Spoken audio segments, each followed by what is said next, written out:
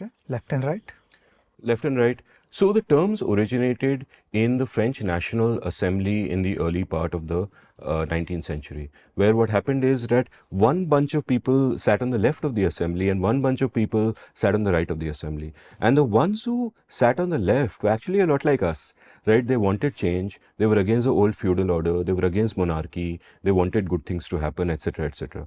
And the ones on the right were conservatives of the bad kind, that they wanted to preserve monarchy and they wanted to, preserve the stuff in society that needed changing. So the terms began to be used then.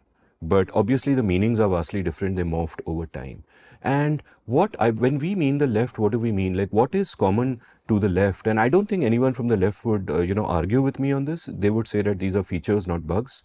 But the way that the left will think about the world is that they will look at the state as an instrument of change.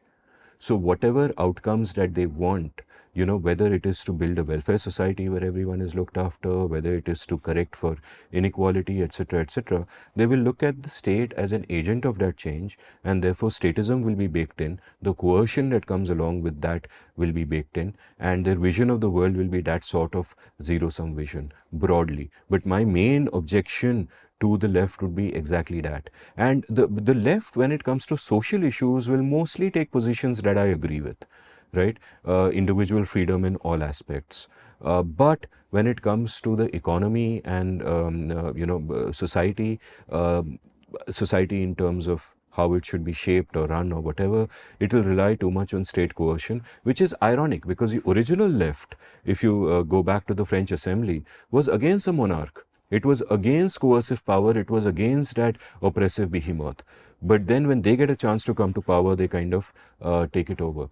And the right broadly is a package that includes conservatism of both kinds, the bad kind and the respect for complexity kind, and also respect for free markets. Because in economics, then it goes in the other direction. Once you've seen the good that free markets do, you want to sort of preserve it. So, like there was a friend of mine, a friend of ours, a very dear friend of both of us, who on his Twitter bio used to say a proud right-winger. And he immediately took that off, I think about 11, 12 years ago, because the connotation of the word completely changed. And he is only a proud right-winger in terms of economics, supporting free markets and so on and so forth, but otherwise not. Now in India, I've already pointed out the dichotomy that actually all the parties are the same. They're left in the worst way, they're right in the worst way.